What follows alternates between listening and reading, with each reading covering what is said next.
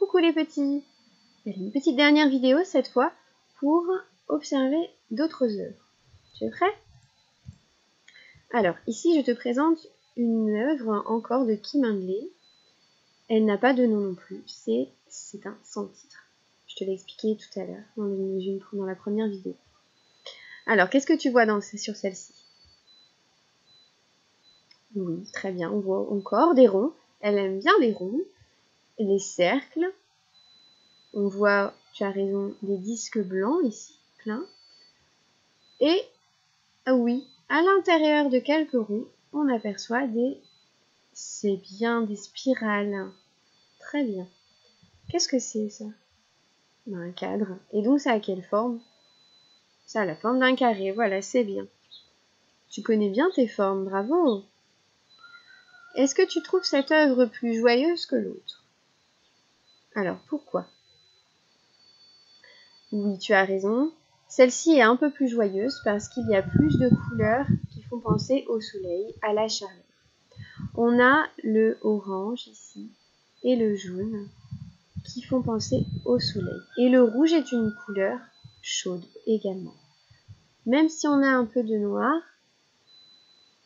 on a plus de couleurs chaudes que de couleurs froides. Les couleurs froides, ce sont, par exemple, ici, le bleu et le marron. Voilà, c'est bien. Ensuite, dans cette œuvre-là de Kim Handley, toujours, qui s'appelle aussi un sans titre, qu'est-ce que tu peux voir comme forme? Tu as raison, il n'y a pas de cercle, de disque ou de rond. Non, il y a des carrés. Des carrés ici. Et à l'intérieur des carrés, qu'est-ce qu'on voit?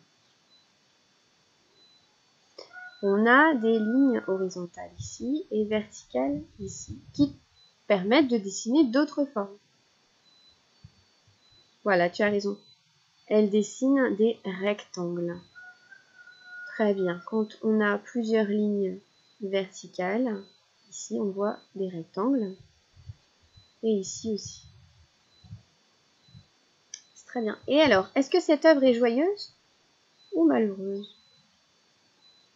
Est-ce que ce sont des couleurs chaudes ou des couleurs froides? C'est difficile, hein? C'est à toi de me dire si tu trouves que cette œuvre te rend joyeux ou triste. Ce sera ton interprétation à toi.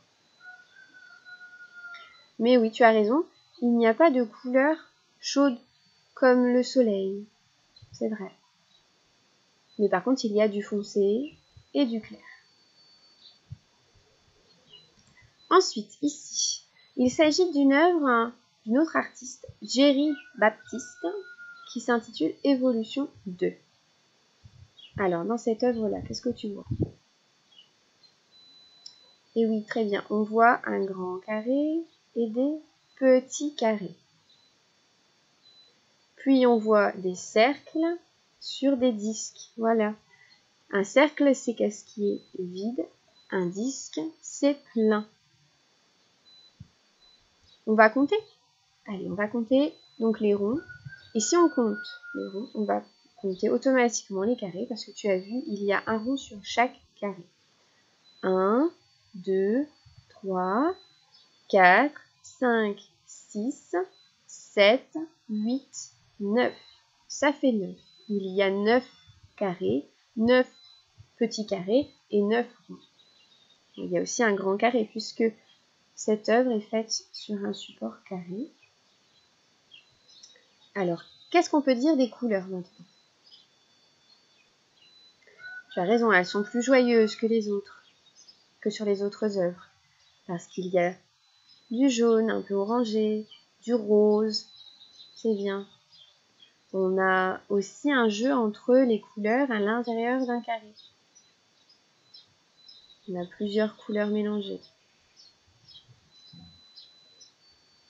Et tu as vu, les carrés qui sont côte à côte n'ont pas les mêmes couleurs pour avoir un ensemble plus harmonieux. Comme toi tout à l'heure, tu as fait attention à ne pas superposer deux carrés de la même couleur. ou à faire des empreintes de bouchons avec 2 couleurs identiques côte à côte. Voilà, donc tu as très bien travaillé, tu as analysé 4 œuvres en tout et tu as fait la tienne, c'est très bien. Bravo.